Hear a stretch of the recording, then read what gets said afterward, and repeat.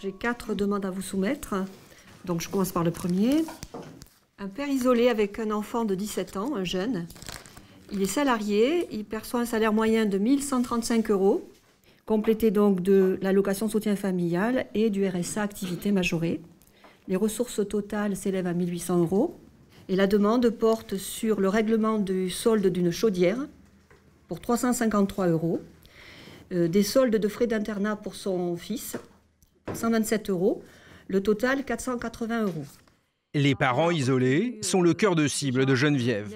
Elle les défend avec conviction, comme ce monsieur qui n'a pas pu payer intégralement sa chaudière. Le remplacement de sa chaudière de 353 €. Son vrai métier, c'est la restauration.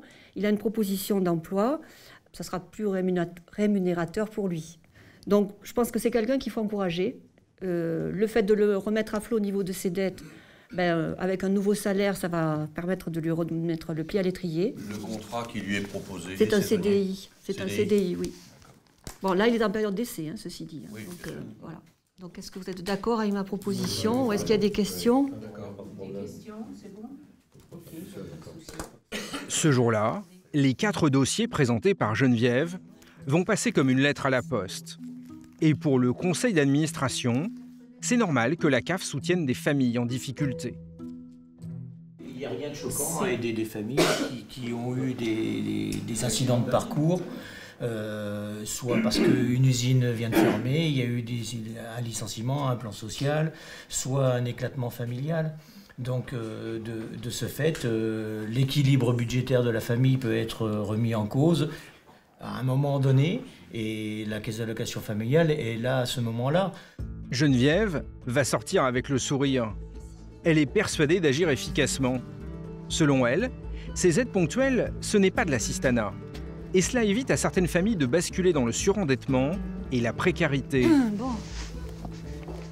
De retour à son bureau, elle annonce les bonnes nouvelles. Allô, oui? Oui, monsieur. Oui, bonjour. Oui, bonjour. Geneviève Delmas-Fassier, assistante sociale à la caisse d'allocation. Oui. Voilà, j'ai passé votre dossier à la commission ce matin et donc je voulais vous donner le résultat.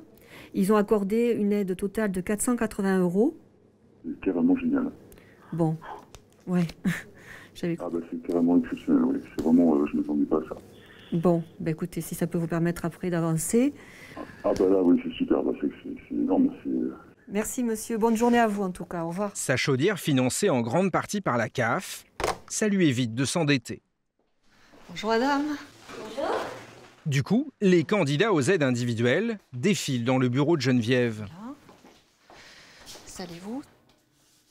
Donc, c'est votre prénom. Cette jeune femme est la mère d'une petite fille de 2 ans. C'est ça. D'accord. Donc là, en fait, elle n'a pas été reconnue par le papa. Du tout. Du tout. Elle prétend élever seule sa petite fille et Geneviève lui fait confiance a priori.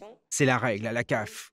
Personne n'ira vérifier au domicile de cet allocataire. Cette jeune femme aimerait bien que Geneviève et la CAF lui viennent sérieusement en aide. Pour elle, la liste est longue. Elle a besoin de beaucoup de choses. Donc la demande d'aide financière, elle porte sur une demande pour un lave-linge, C'est ça. une table, 4 chaises, un lit enfant avec un matelas et le sommier, C'est ça. pour un montant de 792 €. Oui. Est-ce que c'est à la CAF de financer une table, 4 chaises Oui. et oui, une machine à laver? Oui, parce que c'est aussi soutenir les parents dans leur vie quotidienne et leur fonction parentale. Voilà, ça fait partie de la politique de la caisse d'allocation. Si Geneviève a envie de l'aider, c'est que la jeune femme est selon elle méritante. Elle vient de finir sa formation d'auxiliaire de vie et elle a trouvé un travail payé au SMIC. Voilà. Elle rentre parfaitement dans la cible de Geneviève. Il s'agit de les maintenir dans l'emploi ou de les encourager à y rester en tout cas. Donc là, madame débute un emploi. C'est vrai que là, lui proposer une aide, ça lui évite d'aller faire un crédit à la consommation. Le lit, la table, les chaises, tout ça, vu la somme, étant toute seule, c'est sûr que je peux pas me payer tout ça, quoi. Ou alors, à crédit. Bien, écoutez, je vous rappelle pour vous donner le D'accord. résultat. Quelques jours plus tard, Geneviève Delmas-Fassier va donc à nouveau affronter la commission au sujet de la demande de la jeune femme. Et vu le montant élevé, ce n'est pas gagné d'avance. Elle demande à être aidée pour de l'équipement. Le tout s'élève à 792,30 €. Petit problème, Une famille peut se voir attribuer un maximum de 600 € d'aide individuelle sur 3 ans. Du coup, Geneviève va proposer, en plus de l'aide, qu'elle puisse bénéficier aussi d'un prêt de la CAF à taux zéro. Avec le service EDF, par exemple. Donc je propose une subvention de 492 € et un prêt de 300 € remboursable en 10 mois. 9 fois sur 10, l'Assemblée soutient la proposition de l'assistante sociale. Et les demandes de meubles, les administrateurs trouvent cela légitime. On est vraiment sur le minimum vital pour permettre à la famille de réaliser son projet et familial et professionnel. C'est vraiment de l'élément à vivre. Je peux être provocateur, mais un petit peu. J'allais dire que c'est notre petite pièce d'aumône dans les activités de la CAF. C'est vraiment pour aider les gens qui, pardonnez-moi l'expression, si on appuie, se noient. Donc s'ils vous demandent un téléviseur ou un téléphone portable, vous financez pas? Non. Il ne faut pas pousser le bouchon trop loin, car la CAF a tout prévu. Il existe un barème, avec un plafond des dépenses maximales pour chaque type de meuble ou d'appareil électroménager indispensable. Par exemple, 500 €, c'est le maximum pour un réfrigérateur ou pour un lave-linge. Et pour les dirigeants de la CAF, tout ça se justifie pleinement. Du coup, même si Geneviève leur présente une longue liste, les administrateurs vont vite être séduits par le profil de la jeune femme. Ils sont sensibles à un argument.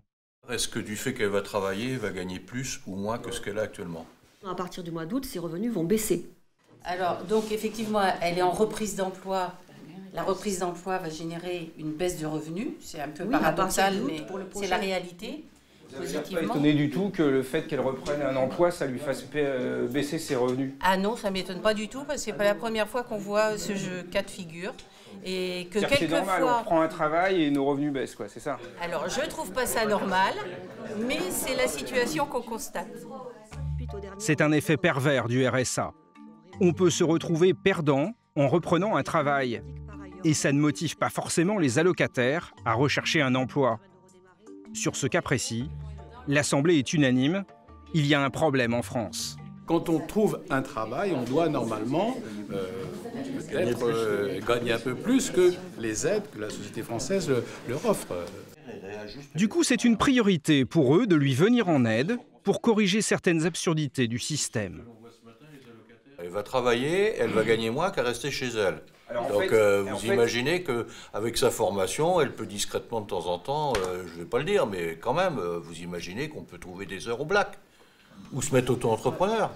C'est facile. Vous pensez qu'il y en a qui font ça et... Non, mais c'est tentant. Bon, moi, elle me semble sur une trajectoire positive quand même. Complètement. Est-ce qu'il y a des objections? Est-ce que vous êtes d'accord pour cette proposition? Ok, merci. Donc, c'est bon. Les administrateurs de la CAF se mobilisent pour ceux qui travaillent et tentent de se construire un avenir.